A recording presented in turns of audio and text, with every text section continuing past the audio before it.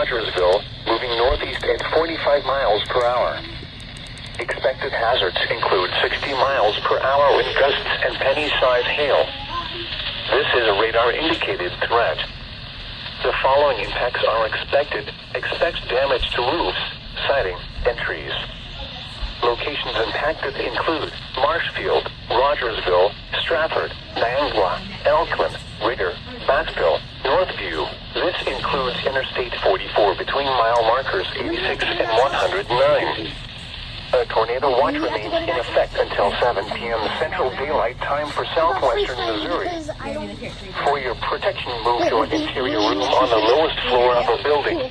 Repeating, a severe thunderstorm warning has been issued until 3:30 p.m. Central Daylight Time for the go wake up counties Matthew, 'cause in he's Missouri, Greene, and Webster. Okay. I didn't even record it, I'm sorry. That's okay.